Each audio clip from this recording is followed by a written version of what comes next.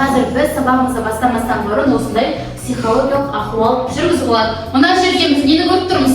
Білім шырағы. Қазір оқушылар сендер бір-бірден таңдау арқылы бір-бірімізге жігерлі сөздерді айтатын боламыз. Қанекей кім шығады? Тыңдайды. Кері қайдейді. Кез келген біреуін таңда. Не бар екен мұнда? Бүгінгі сабаққа тәртіптілік болайық. Балаға қарайдамыз ғой қане? Бүгінгі сабақта тәртіптілік болайық. Тәртіпті болайық бүгінгі сабақта, солай ма? Келе ғой. Әлі.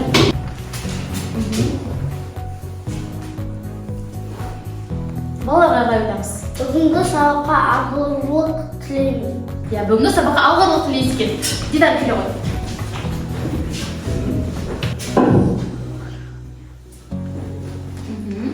Оқушыларға қарай. Бүгінгі сабаққа сіздерге жақсы көңіл-күй тілеймін. Өте жақсы.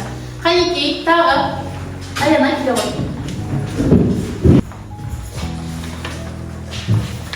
Қандай сөз бар екен мұнда?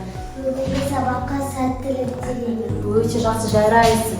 Қанекей, бүгінгі сабақта бір-бірімізге жақсы сөздер тіледік, солай ма? Ендеше біз қазір топқа бөлініп алайық. Топқа бөліну үшін болар. Қазір біз мына жердегі кітаптарға назар аударамыз. Бұл жердегі тұлғаларды танимыз ба, балалар? Иә. Ендеше қазір өзімізге ұнаған бір кітапты таңдау арқылы біз топқа бөлінетін боламыз. Түсінікті ме балалар? Қанекей, ендеше кітаптарды жинап алайық.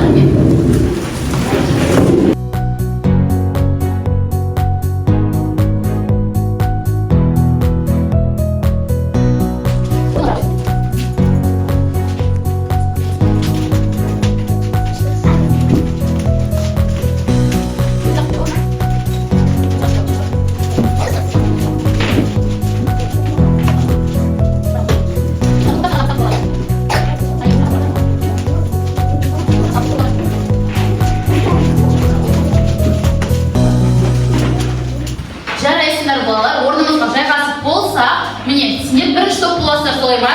Сендер екінші топ, үшінші топ. Ендеше тобымызға жайғасып болса, сендерге біздің жасанды интеллект бүгінгі сабаққа айтар тілегі бар екен. Не айтқан, не айтқысы келгенін тыңдаймыз ба?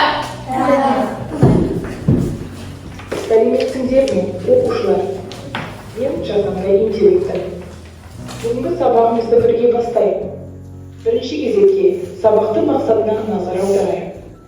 Бүгін біз жаңа білімді меңгеріп, оны тәжірибеде қолдануды үйренеміз. Сондықтан әр тапсырманы сабақ мақсатына сай орындауға тырысыңдар. Ал енді сынып ережесін еске түсірейік. Бір-бірімізді тыңдаймыз және сыйлаймыз. Белсенді боламыз. Уақытты тиімді пайдаланамыз. Қателесуден қорықпаймыз, себебі қателесуде оқу. Жасанды интеллект не айтқысы келеді, түсіндік па балалар? Оның айтқанын орындаймыз ба? Ендеше бүгінгі сабағымызды жасанды интеллект бойынша бастап кетейік. Қазір балалар мен сендерден үй тапсырмасын сұрайтын боламын, бірақ оның алдында біз бір-бірімізді не істейміз? Тыңдаймыз. Сонымен қатар балалар, біз қазір топ болып бір-бірімізді бағалайтын боламыз.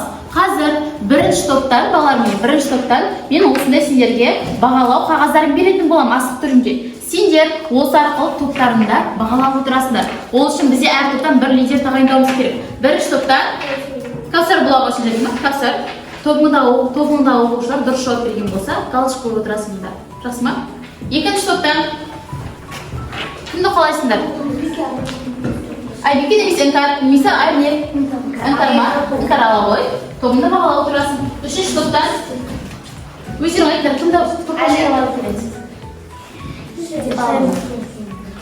Әрбір топтың басшысы өз топтағы оқушыларды топпен бағалап отыратын болады. Түсіндік па? Жақсы.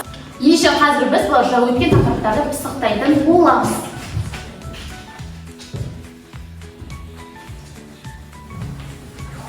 Олар біз мына жерде не көріп тұрмыз? Сандықты көріп тұрмыз. Сандықтың сендерге дайындалған бірінші тапсырмалар бар екен. Соны бірге орындаймыз ба? Жақсы. Ендеше сандықшаға ашуға кім келеді? Ішінде бізде қызықты тапсырмалар бар. Айбеке келе ғой. Бүгінгі жақсы дегеніміз түбірден басқа жұрнақ жалғау арқылы жасалған зат есімді туынды зат есім дейміз. Өте жақсы, яғни түбір сөзге жұрнақ жалғану арқылы жасалған сөз біз не деп айтады дейміз? Туынды записі дейміз. Келесі қане кімді кім шығады тағы да? Келіп.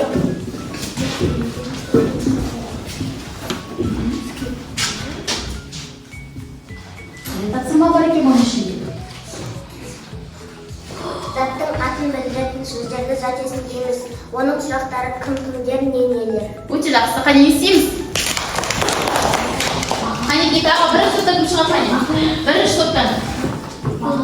Келіп. Олар қалай отырамыз сабақта?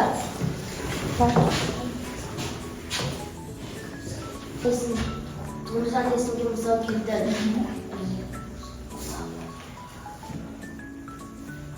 Қанекей кім жауап береді? Қуаныш айта ғой. Аспаз, астана, асқабақ,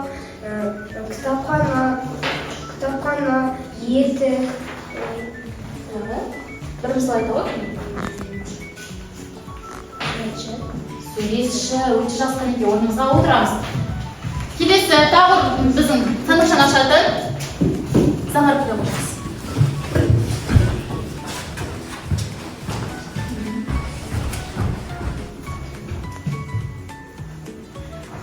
Парақтың ішінде қандай тапсырма бар екен бізде?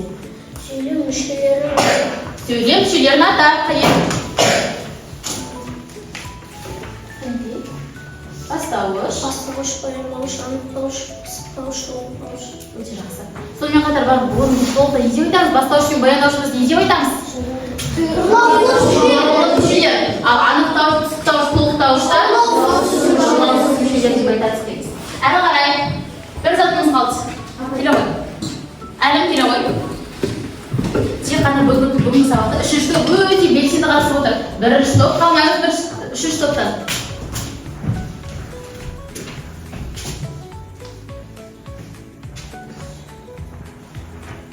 Қаратпа сөздеріміз не? Қаратпа сөз дегеніміз біреудің назарын аударатын сөздерді қаратпа сөз дейміз. Мысалы, Әлия, сен далаға шығасың ба? Қаратпа сөз қалай жазылады? Қаратпа сөз үтір арқылы жазылады. Өте жақсы, отырамыз.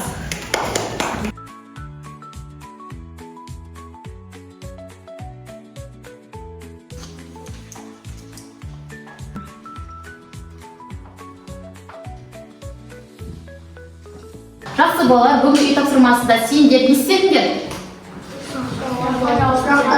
Сұрақтарға жауап бердік, солай ма? Енді сол сұрақтарға жауап берген балаларды қазір біз бағалайтын боламыз. Бізде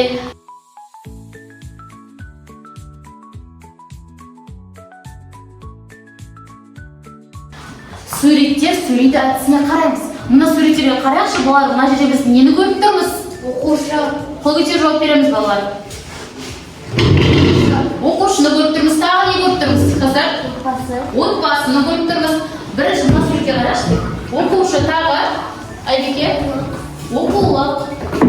Қараймыз, оқушы және оқулық. Біз бұл жерден қандай сөз шығара аламыз? Сөз тіркесін шығара аламыз. Анел? Баланың кітабы. Ал енді екінші суретке қараймыз. Жаңа қазір отбасы деп солай ма? Тағы, Дидар? Жанұя, отбасы жанұя. Бұл жерде біз қандай сөз тіркесін шығара аламыз? Заңға? Баланың отбасы. Баланың отбасы жақсы. Немесе сонымен балалар бүгінгі сабақтың тақырыбы қандай екен толықтырып айтайықшы не? Іңкәр? Зат есімнің тәуелділігі. Дұрыс айтасың, бүгінгі сабағымыз зат есімнің тәуелділігі. Ендеше оқулығымыздан 31-ші бетті ашамыз. 31-ші бетті ашамыз.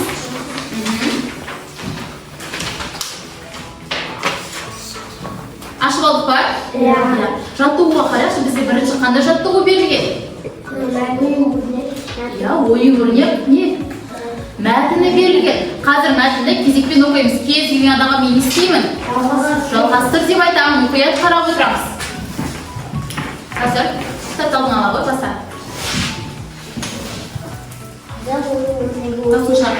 Қазақ ою-өрнегі өте ерте заманда пайда болған. Оның мазмұны өрнектері әртүрлі болып келеді. Негізінен олар өсімдік, жан-жануар, адам өмірі мен ғарыштық ғаламды бейнелеуден тұрады. Айқын айт.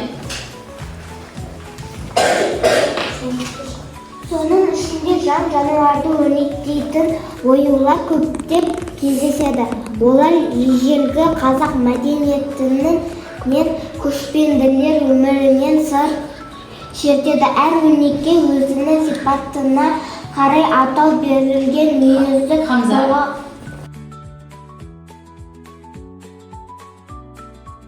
Өте жақсы балалар. Демек, қазіргі жаңа оқылған мәтініміз не туралы екен? Қол үшін жауап береміз. Қол үшін жауап береміз. Замар. ою-өрнек Ою-өрнек туралы айтылған. Ал енді бұлар мәтінді біз түсіндік па?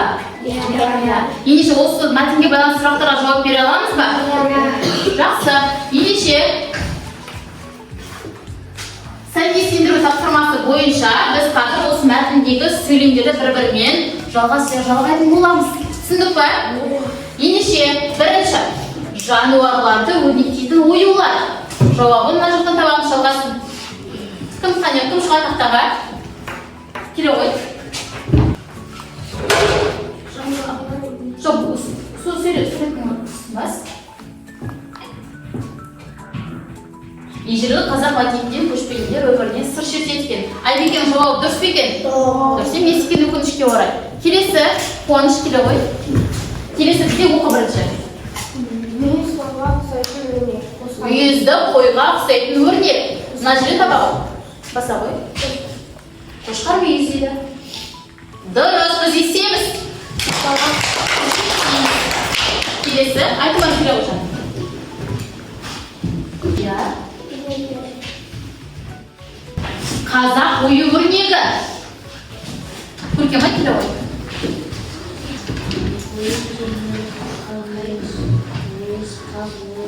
Өте жақсы.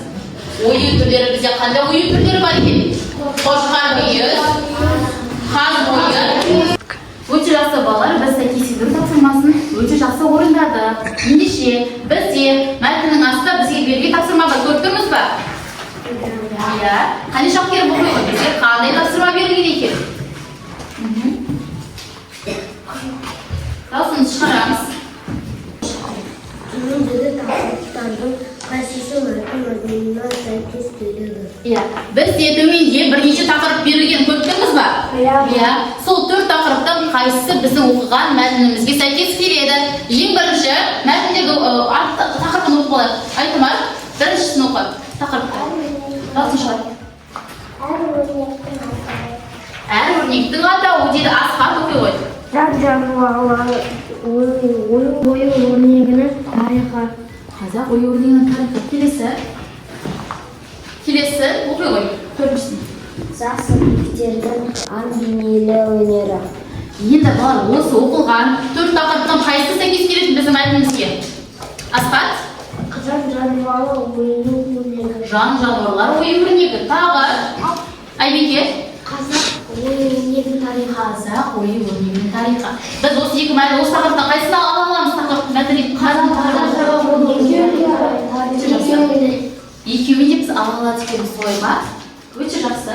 Ендеше бізде келесі оқулымыздың келесі бетін ашамыз. Бізде оқулықтың тағы бір дайындап қойған тапсырмасы бар екен, көрдік пе? Иә, кесте берілген, солай ма? Қанеке бізге берілген оқиды. Кім оқиды қане? Дидар? Өрнек сөзін жекеше және көпше түрде тәуелдеп жаз. Иә, өрнек сөзі жекеше және көпше түрде тәуелдеп жазуымыз керек. Дәптерімізге жаттығуды жазып аламыз. Нешінші жаттығу бізде? Дәптерімізге жазамыз, тақтаймен жұмыс жасалады. Тәуелдеуіміз керек. Өрнек сөзін тәуелдеуіміз керек. Келе ғой.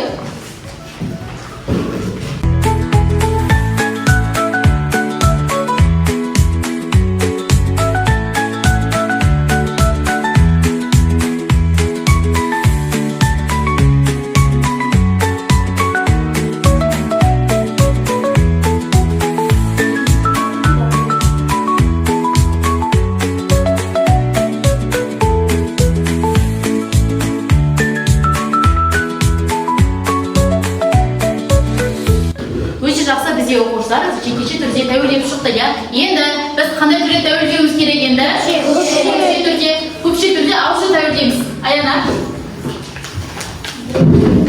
Қандай? Біздің өрнегіміз екінші топтан. Басқа? Анелі тәуелдейміз. Сендердің өрнектерің. Сендердің өрнектері үшінші топтан. Дұрыс, сіздердің өрнегіңіз. Тағы әлім. Олардың өрнегі. Олардың өрнегі. Қанеге бір-бірімізге? Жақсы, енді балалар біз топтық жұмыс жасайтын боламыз. Мінеге бірінші топ, екінші топтың тапсырмасы, үшінші топ сіздер боласыздар. Енді балалар тапсырмаға қараймыз. Мен қазір әр топқа мәтін беремін. Сол мәтінді балалар сіздер бірінші топ тыңдаймыз. Бірінші топ сөйлем ішінен зат есімдерді тауып, жекеше түрде тәуелдеп жасасыңдар. Түсінікті ма? Екінші топ сөйлемдердің ішінен зат есімдерді тауып, көпше түрде тәуелдейсіңдер. Түсінікті ма?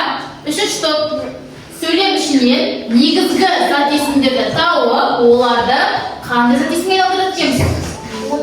Соңында зат есімге айналдырамыз. Түсінікті ма балалар? Ендеше әртүрлі группасы маған келе қойыңдар қанеке.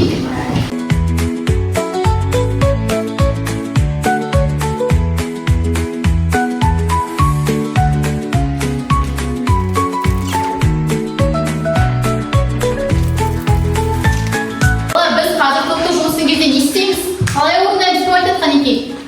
Қалай орындаймыз топтық жұмысты? Тату және бірге орындаймыз. Топтық жұмыстың кезінде балалар бір-бірімізді тыңдаймыз, бір-бірімізді сыйлаймыз, бір-бірімізді естиміз. Құрметтейміз, дұрыс айтасыздар. Ендеше топтық жұмысты бастаймыз.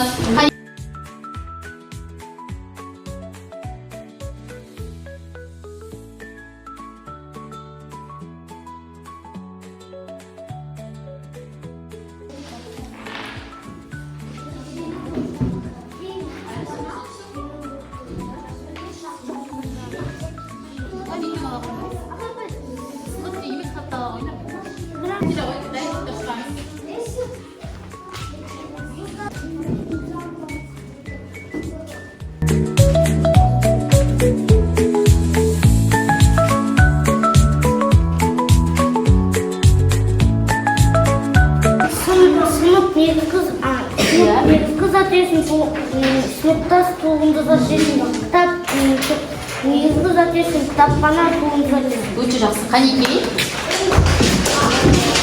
Үшінші топ. Бірінші шақ біздің кітабымыз, біздің досымыз. Бірінші шақ сендердің кітаптарыңыз, сыйлайтын достар. Өте жақсы. Қанеке? Қол шапалақтаймыз. Маған беріп қой. Топ басшылар тобымызды бағалап алдық па? Өте жақсы. Балалар, біз топтық тапсырмада не істедік? Ескіріп-тұрға қараймыз. Не істедік біз топтық тапсырмада? Бір-бірден. Не істедік? Сөйлем ішінен өтесінде қалып көпшілікте тәуелдеп жатыр. Өте жақсы. Әлім? Атесі сауатты орындай алдық. Дұрыс. Яғни бүгінгі сабақта сендер сөйлем ішіне зат есімдерді тауып, көпше түрге және жекеше түрге айналдырыңдар. Оған бір балл алыңдар, солай ма? Келесі тапсырмада қатесіз сауатты орындағандарың үшін тағы да бір балл. Демек бүгінгі қазір қоржындағы неше балл бар сендердің? 2 балл бар. Келесі тапсырмаға көшеміз. Енді балалар тапсырмаға өтпестен бұрын сергізу сәтін өткізіп алады. Қанеке, қолыңызда біздің асықтар бар ма екен? Асықтарыңызды қолға аламыз.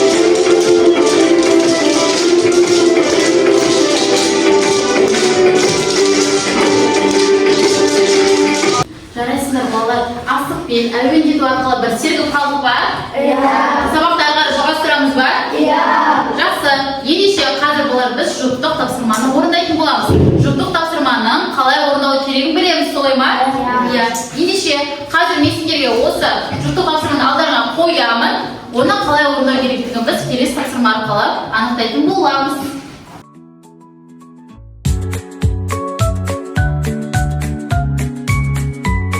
Енді балалар, 50-ші жаттығуға қарайықшы, 50-ші жаттығу. Қарадық па? Берілістен, кім тезар оқиды? 50-ші жаттығуға. Сөзді қойсаң, ол қолданылған ағаш түрлерін оқисың. Иә, біз балалар бұл жерден біз бос орындарды көріп тұрмыз, солай ма? Бос орындарға не істеуіміз керек? Әріп қоюымыз керек. Ендеше бірінші от кестеге қараймыз. Айтыма? Шырша. Демек бірінші топ сендер шырша сөзін тәуелдейсіңдер. Түсінікті ма? Екінші топ. Алтын деп. Қайын. Екінші топ сендер қайын сөзін тәуелдейсіңдер. Қайын сөзін тәуелдейсіңдер. Үшінші топ. Терек. Терек сөзін естейміз.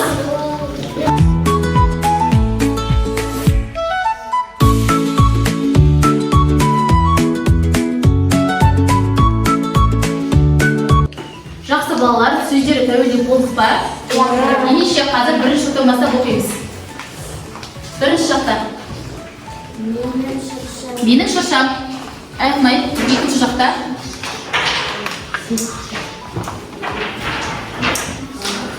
Жоқ, жекеше түрде. Сенің шыршаң. Сыпайы түрде.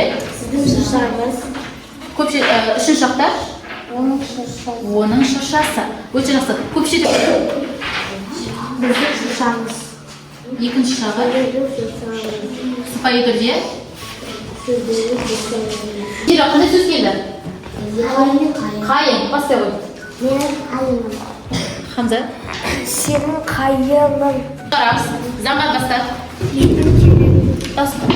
Менің терегім. Көркемай.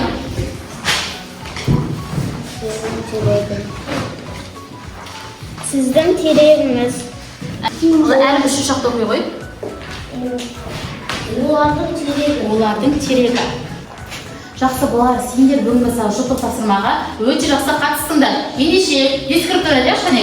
Бүгінгі жұптық тапсырмада біз не істедік?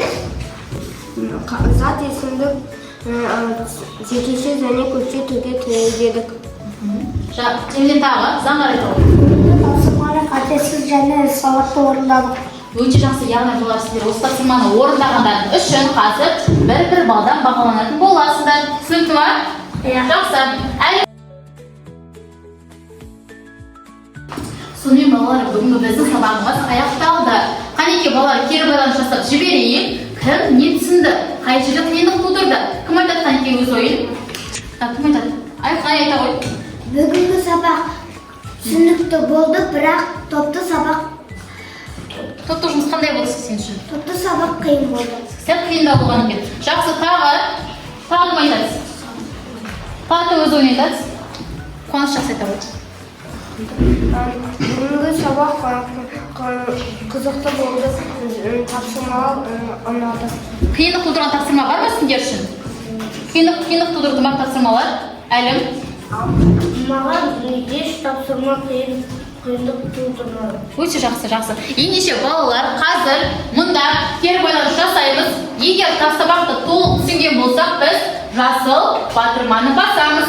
Ал егер сәл түсінбей қалған жеріміз болса, біз сары батырманы басамыз. Жоқ, егер мүлде тапсырманы түсінбеді десеңдер, қызыл батырманы басамыз. Түсіндік па? Бірінші топтан бастап келе ғой.